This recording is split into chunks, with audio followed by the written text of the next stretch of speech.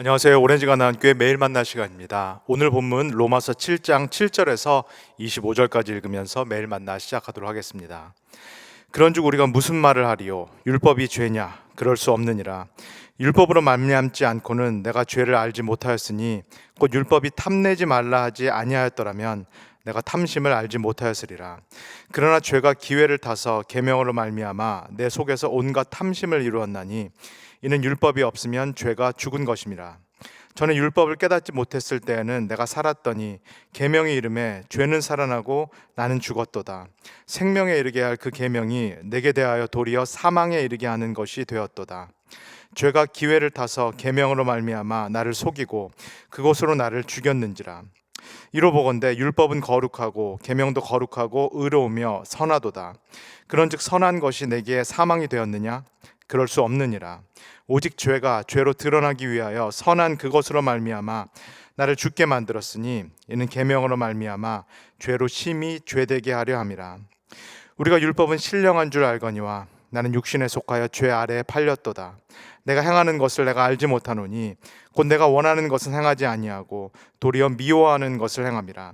만일 내가 원하지 아니하는 그것을 행하면 내가 이로써 율법이 선한 것을 시인하노니 이제는 그것을 행하는 자가 내가 아니요 내 속에 거하는 죄니라. 내 속 곧 내 육신에 선한 것이 거하지 아니하는 줄을 아노니 원함은 내게 있으나 선을 행하는 것은 없노라. 내가 원하는 바 선을 행하지 아니하고 도리어 원하지 아니하는 바 악을 행하는도다. 만일 내가 원하지 아니하는 그것을 하면 이를 행하는 자는 내가 아니요 내 속에 거하는 죄니라.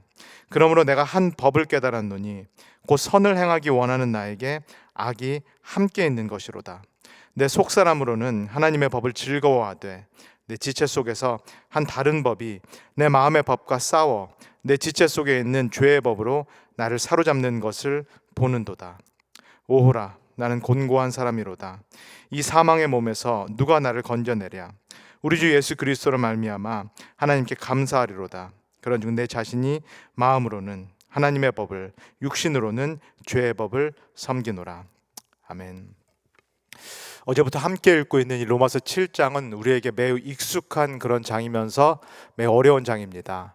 사실은 로마서라는 이 사도 바울의 편지를 따로따로 각 장별로 따로따로 이해하는 것은 불가능합니다. 모든 것이 끝까지 연결되어 있기 때문에 이 로마서라는 대단한 신학적인 작품은 처음부터 끝까지 한 맥락에서 저희가 읽어야만 하겠습니다. 마찬가지로 로마서라는 성서의 모든 말씀들이 그렇지만 로마서는 더군다나 우리가 매일의 은혜를 받기 위해서, 하루에 내게 필요한 어떤 은혜를 받기 위해서, 누리기 위해서 소비할 수 있는 그런 책이 아닙니다. 상당히 어려운 책입니다. 그렇기 때문에 우리가 이 로마서를 읽을 때에는 평소보다도 더 집중해서 이 말씀을 대해야 하겠습니다. 로마서를 읽을 때, 특별히 7장을 읽을 때 우리가 고려해야 될 그 질문은 이겁니다. 사도 바울이 정확히 어떤 공격들을 지금 받고 있느냐, 어떤 질문들을 받고 있기 때문에 이 로마서 7장을 통하여서 사도 바울이 응대하고 있느냐, 응답하고 있느냐. 사도 바울이 그가 전한 복음 때문에 여러 가지 질문들 그리고 여러 가지 공격들을 지금 받고 있는데 핵심은 이것입니다. 사도 바울이 말한 대로 이제는 율법을 지킴으로써 의인이 되는 것이 아니라, 그렇게 의로워져서 하나님께 인정받는 것이 아니라 이제는 새로운 시대가 왔다.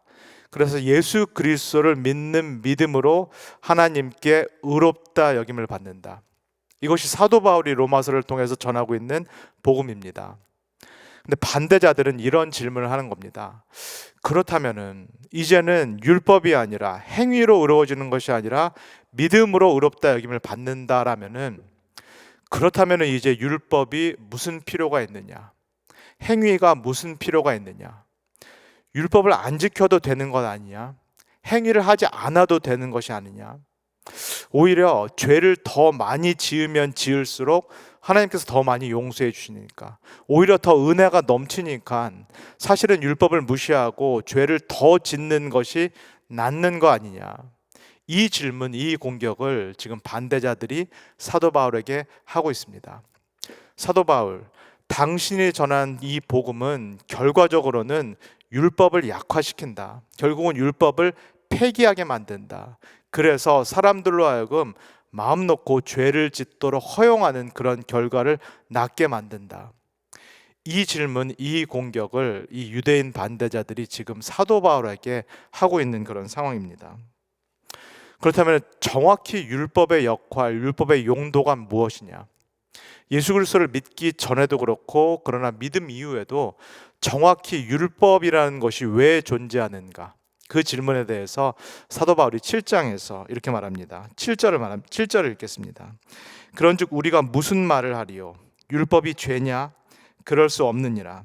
율법으로 말미암지 않고는 내가 죄를 알지 못하였으니 곧 율법이 탐내지 말라 하지 아니었더라면 내가 탐심을 알지 못하였으리라. 사도 바울이 말한 대로 율법이라는 것은 무엇보다도 죄와 긴밀하게 관계가 있습니다. 인간이 죄를 범한 이후에 하나님께서 주신 율법이라는 것은 죄와 긴밀하게 연결이 되어 있습니다. 율법이 우리로 하여금 죄를 짓게 만드는 것은 아닙니다. 율법이 죄의 근원은 결코 아닙니다. 그러나 사도 바울도 율법이라는 것은 우리의 상태에서는 죄와 긴밀하게 관계가 있다, 그런 역할을 한다라고 이야기를 합니다. 율법은 우리 수면 아래에 가라앉아 있었던, 그래서 우리가 보지 못했던 이 죄라는 것을 우리 수면 위로 드러내는 역할을 한다. 그래서 우리로 하여금 죄가 무엇인지 분명히 보고 깨닫게 하는 그 역할을 율법이 하고 있다라고 말씀을 합니다. 우리 인류의 모든 조상이라고 볼 수 있는 이 아담의 경우, 창세기에 나오는 이 아담의 경우를 한번 생각해 보도록 하겠습니다. 아담이 정확히 언제 죄를 범했나요? 이 에덴 동산에서 잘 살고 있었던 아담이 정확히 언제 죄를 범했나요? 하나님이 명령이 왔을 때입니다. 에덴 동산에 있는 모든 나무들, 모든 열매들은 먹어도 되는데 그 중에서도 선악과의 열매를 따먹지 말라. 선악과를 따먹으면 너는 반드시 죽는다. 그 전까지는 아담이 아무 문제 없이 잘 살고 있다가 하나님의 명령, 하나님의 율법이 아담에게 딱 오자 이 아담이 하나님에 대해서 심각하게 의심을 하기 시작합니다. 왜 하나님께서 선악과를 따먹지 말라라고 말씀하셨을까? 저 뱀이 말하는 대로 정말로 하나님께서 우리가 선악과를 따먹으면은 우리의 눈이 밝아져서 하나님처럼 선과 악을 분별하게 될까봐, 그래서 우리가 하나님의 자리를 노리게 될까봐, 그것 때문에 하나님께서 우리에게, 나에게 선악과를 따먹지 말라라고 말씀하신 것이 아닌가? 에덴 동산에 있었던 아담이 그 전까지는 한 번도 이런 의심을 해본 적이 없는데 하나님께서 선악과를 따먹지 말라라는 그 명령, 그 율법을 주시니까, 이 율법이 아담에게 딱 오니까 그때부터 오히려 이 선악과를 따먹고 싶은 그 마음, 그 충동이 마음속에서 강하게 일어나기 시작합니다. 내가 정말로 저 선악과를 따먹고 하나님처럼 되고 싶다. 바울이 말하는 그 탐심이라는 것이 율법이 오기 전까지, 명령이 오기 전까지는 강력하지 않았는데 너무나 아이러니하게도 율법과 명령이 오자 이 내면 안에 있었던 이 탐심이 하나님에 대한 의심과 함께 일어나기 시작합니다. 그래서 아담이 이 탐심을 제어하지 못하고 결국은 선악과를 따먹게 됩니다. 죄를 범하게 됩니다. 그리고 죄에 따라서 하나님께서 분명하게 말씀하신 대로 사망과 죽음을 그 결과로, 그 대가로 당하게 됩니다. 방금 일어난 이 아담과 같은 경우를 이 바울이 함축해서 이렇게 설명을 합니다. 8절과 9절입니다. 그러나 죄가 기회를 타서 계명으로 말미암아 내 속에서 온갖 탐심을 이루었나니 율법이 없으면 죄가 죽은 것임이라. 전에 율법을 깨닫지 못했을 때에는 내가 살았더니 계명이 이름에 죄가 살아나고 나는 죽었도다. 우리 기독교인들도 그렇고 비기독교인들도 그렇고 아담의 후예입니다. 그렇기 때문에 아담이 겪었던 일, 그 일을 우리도 경험상으로 다 겪고 다 알고 있습니다. 사실은 우리는 하나님의 말씀, 이 율법이 오기 전까지 죄가 무엇인지 분명하게 정확하게 알지 못합니다. 우상숭배를 하고 있었어도, 또는 혼합주의적으로 신앙생활을 하고 있었어도 그게 정말 죄인지 우리는 분명하게 알지 못합니다. 부모를 공경하라는 말씀이 오기 전까지는 우리가 부모를 공경하지 못해도 그게 큰 죄인지 알 수가 없습니다. 우리는 이웃의 물건을 탐한 적도 있고 이웃에 대해서 험담을 한 적도 있고 거짓말을 한 적도 있습니다. 심지어는 이웃의 남편과 아내를 몰래 속으로 흠모한 적도 있습니다. 그러나 율법이 오기 전까지 우리는 그것이 정말로 심각한 죄인지를 알지 못합니다. 우리가 보통 하는 말이 무엇인가요? 우리 기독교인들도 그렇고 비기독교인들도 일상적으로 하는 말이 무엇일까요? 우리가 그런 일을 하면서 일상적으로 하는 말, 우리가 인간이기 때문에 그렇지, 우리가 사람이기 때문에 그렇지, 그리고 우리 기독교인들이 많이 하는 말은 우리가 죄인이기 때문에 그렇지, 어쩔 수 없지. 그러나 하나님의 율법이 우리에게 딱 오는 그 순간, 우리가 일상적으로 여기고 있었던 것, 우리가 당연하게 여기고 행하고 있었던 것, 우리가 인간이기 때문에 어쩔 수 없다라고 받아들였던 거의 모든 것들을 율법이 우리 앞에 딱 와서 말합니다. 이것들이 사실은 죄다. 너희들끼리는 이것을 당연한 것, 어쩔 수 없는 것, 인간이기 때문에 그렇다라고 말하는 이 모든 것들이 사실은 하나님의 기준에 봤을 때는 다 죄다라고 율법이 우리에게 딱 와서 이야기를 합니다. 그렇다면은 우리는 잘 몰랐지만, 지금까지 잘 몰랐지만 하나님의 말씀이라는 율법이 와서 우리에게 이것들이 죄다라고 딱 규정을 한다면, 이것들이 죄다라고 우리 눈앞에 명백히 보여준다라면은, 그렇다면 어떻게 하는 것이 정상일까요? 우리가 이제는 죄라는 것을 알게 됐기 때문에 사실은 죄를 안 짓는 것이 정상입니다. 이것이 이론이고 이게 정답입니다. 그러나 실제는 다릅니다. 실상은 다릅니다. 12절과 13절을 읽겠습니다. 이로 보건대 율법은 거룩하고 계명도 거룩하고 의로움은 선하도다. 그런즉 선한 것이 내게 사망이 되었느냐? 그럴 수 없느니라. 오직 죄가 죄로 드러나기 위하여 선한 그것으로 말미암아 나를 죽게 만들었으니 이는 계명으로 말미암아 죄로 심히 죄되게 함이라. 아담에게 일어났던 일, 에덴 동산에서 아담에게 일어났던 그 일이 이 아담의 후예들인 우리에게도 정확히 일어납니다. 율법이 우리에게 딱 오면은 이것이 하나님의 말씀이고 죄를 드러내기 때문에 우리가 죄를 짓지 않아야 된다라는 것을 알고 있습니다. 바울이 말한 대로 율법은 선한 것이고 거룩한 것이고 무엇보다도 하나님의 말씀이기 때문에 이것은 옳은 것이다라는 것을 우리가 인정을 합니다. 우리도 이 율법을 지켜야 된다라는 것을 분명히 알게 됩니다. 그런데 아담에게 일어났던 그 이상한 현상이 우리에게도 일어나기 시작합니다. 율법이 딱 와서 이것이 죄다라고 말할 때, 그리고 당신이 죄인이다라고 말할 때 처음 일어나는 반응, 듣기가 싫습니다. 이 얘기가 듣기가 싫습니다. 그리고 두 번째 일어나는 반응, 너무나 이상하게도 이 율법이 하지 말라라고 하는 그 죄를 짓고 싶은 그 마음, 사실은 내가 그것을 하고 싶은데, 이 하고 싶은 마음이 있었는데 율법이 와서 그것을 하지 말라라고 말하니까는 오히려 그 하고 싶은 마음, 수면 아래에 있었던 그 하고 싶은 마음, 바울이 말하는 탐심이라는 것이 밑에서부터 위로 쭉 올라오기 시작합니다. 우리도 예상하지 못했던 이상한 현상, 기현상이 우리 안에서 일어나기 시작합니다. 이것이 바로 사도 바울이 말하는 율법이 왔을 때 율법이 죄를 죄되게 한다. 율법이 심지어는 죄를 더 심하게 죄되게 한다라는 그런 이야기입니다. 왜 이럴까요? 이 이상한 현상, 기현상은 의식적으로 일어나는 현상이 아닙니다. 무의식적으로 일어나는 현상입니다. 어떤 외부 자극이 왔을 때 우리의 감정이 무의식적으로, 거의 자동적으로 일어나는 것처럼 율법이 우리에게 딱 왔을 때 우리 밑에 가라앉아 있었던 어떤 것이 이렇게 올라오는 것, 이것은 우리가 의식적으로 하는 것이 아니라 무의식적으로 우리 안에서 일어나는 그러한 현상입니다.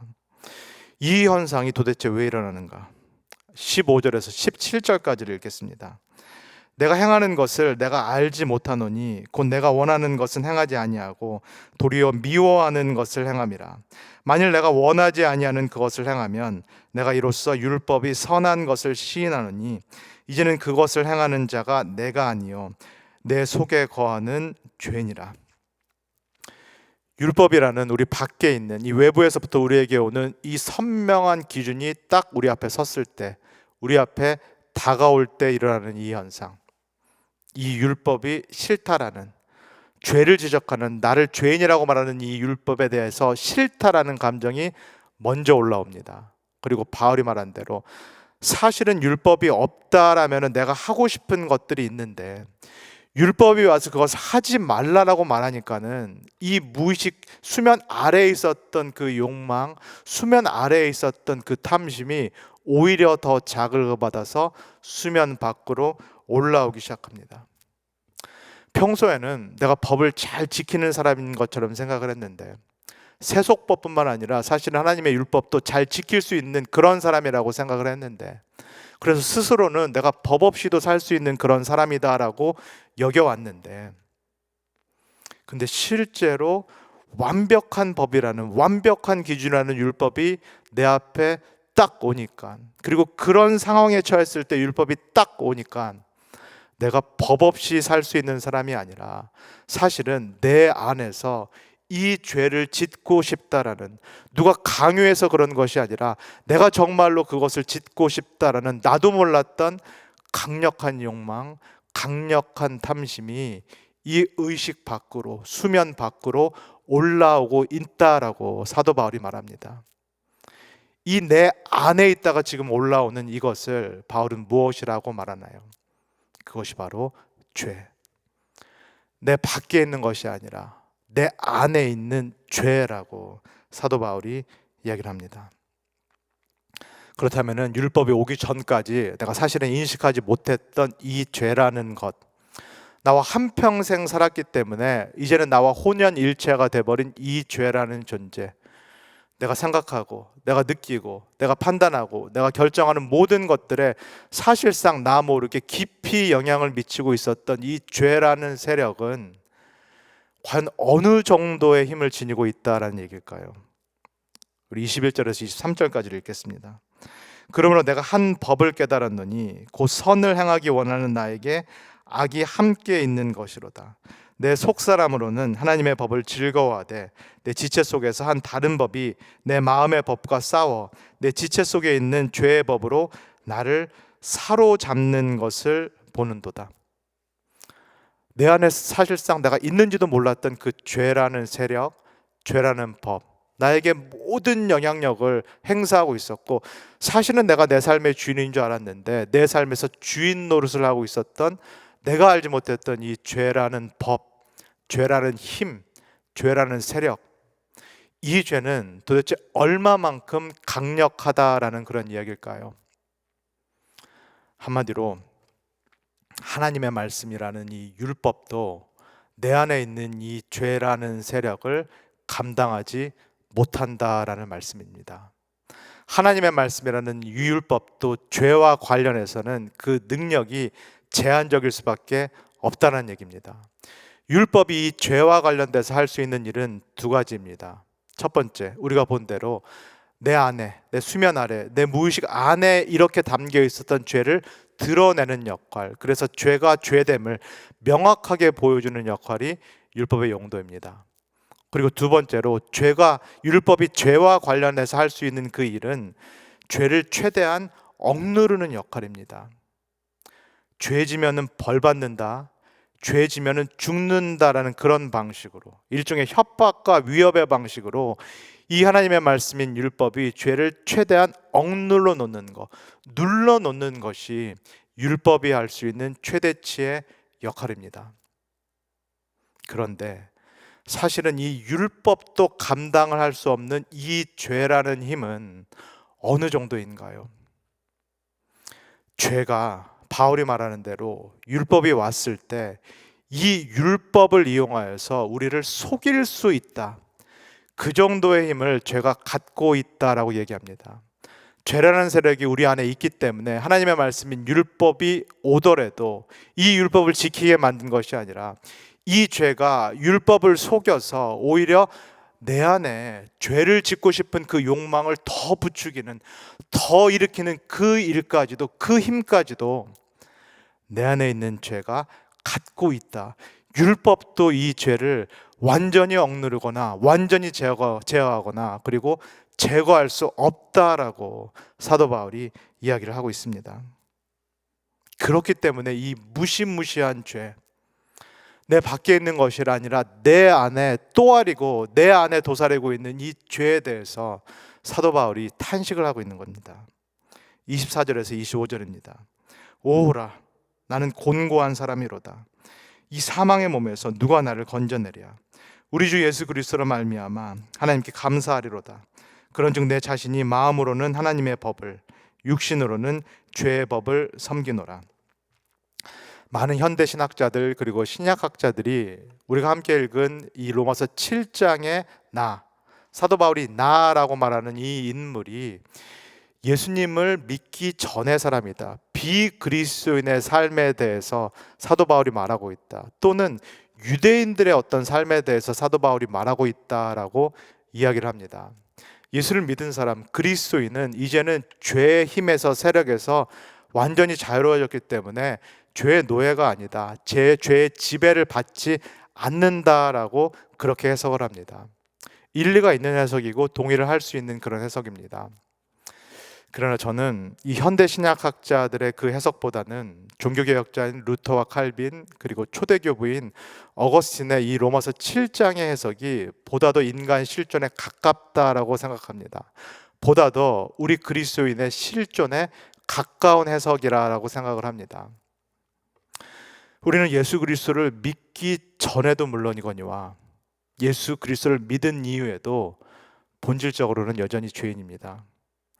예수 그리스도를 믿기 전에도 죄가 내 안에 있었지만 사실은 예수 그리스도를 믿은 이후에도 죄라는 세력은 내 안에 존재합니다.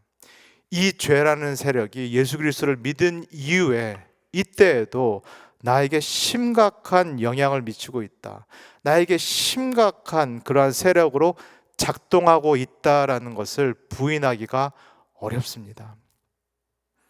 이 세상에 그리고 내 안에서 여전히 작동하고 있는 이 죄, 악, 그리고 이미 세상에 만연하고 있는 이 고통, 이 모든 것들을 봤을 때 예수 그리스도의 십자가 사건을 통하여서 이 죄라는 세력이 큰 타격을 입은 것은 사실이지만 그럼에도 불구하고 여전히 죄가 기승을 부리고 있다는 거, 내 밖에서 기승을 부리고 있을 뿐만 아니라 사실은 여전히 내 안에서 이 죄라는 세력은 내가 알지 못할 정도로 기승을 부리고 있다는 것을 부인하기가 어렵습니다. 그래서 우리에게는 또 다른 힘이 필요합니다. 이 죄라는 법, 죄라는 세력과 맞서 싸울 수 있는, 승리할 수 있는 또 다른 법, 또 다른 세력이 필요합니다.